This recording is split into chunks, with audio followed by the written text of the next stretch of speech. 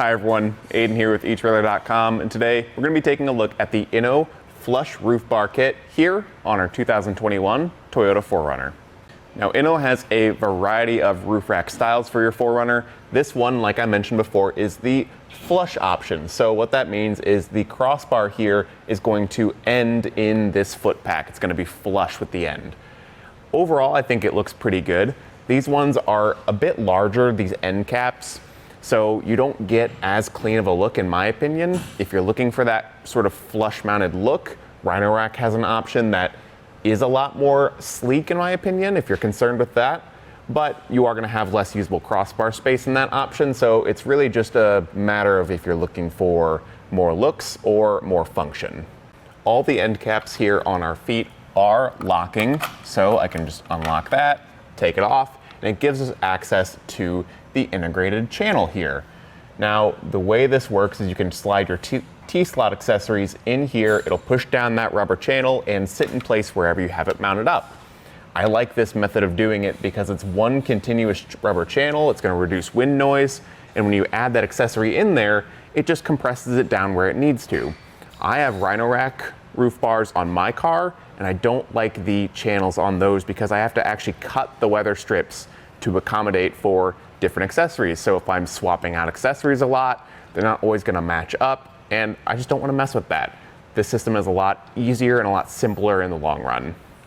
Now up top here, we are going to be working with 42-inch crossbars, but because of this design, this little end portion here, if we're doing a clamp around accessory, we're not going to be able to fit a clamp around this foot. So that usable space, let's just take a quick measurement here so you have a better idea of what you're working with,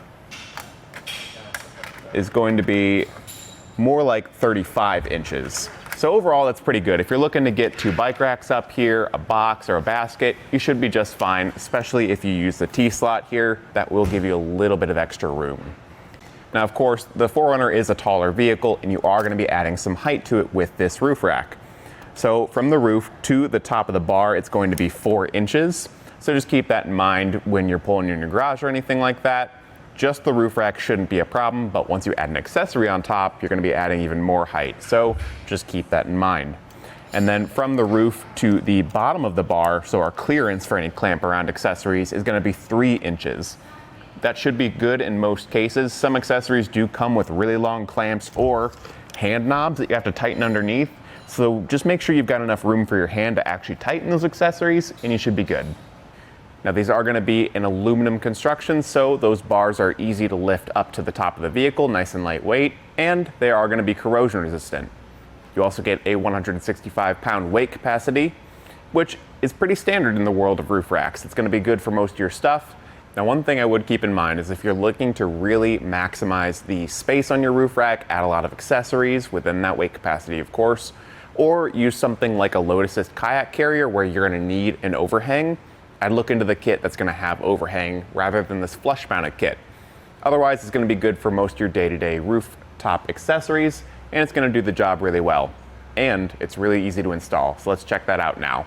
Now this install is going to be pretty easy. All we got to do is lay out our crossbar like this and come to the underside of it. We'll have these bits of channel right here. There's a plastic button that we can press down and put underneath the bar inward. Then we can see this opens up a channel where we can match up these tabs on our foot. We can just drop that in like that with the portion that we spin towards the outside of the crossbar, and then just pull it out. That channel will lock in again, and the foot is attached. And then we can just repeat that process on the other side. Now on the top side of the roof rack, to make sure everything is installed correctly, we luckily have this nice diagram right here. And this is going to show us the shape of the aero bar we have. So we've got the thicker end right there and the tapered off end right there. And looking at our crossbar, we can see that this thicker end does line up with the diagram, and the tapered off end lines up as well, so we know we've got this on the correct side. Now at this point, we're ready to hop on the roof and set this in place. So I'm just going to swing this over to the other side, and we're going to loosely set it there for now. We can get our measurements, find out the correct positioning for our setup, and then tighten everything down. Once things are loosely in place, we can actually secure this rubber strap around the raised rail.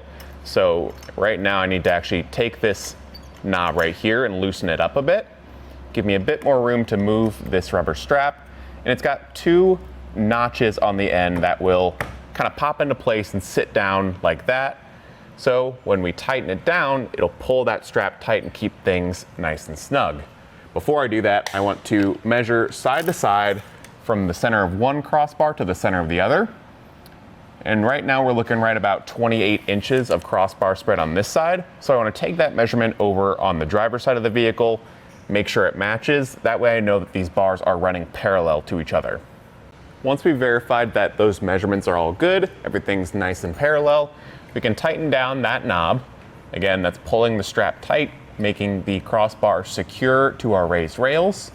And we can fold that down to make it nice and flush and take our end cap here, pop that into place, and then lock that up with our key. That'll secure it in place.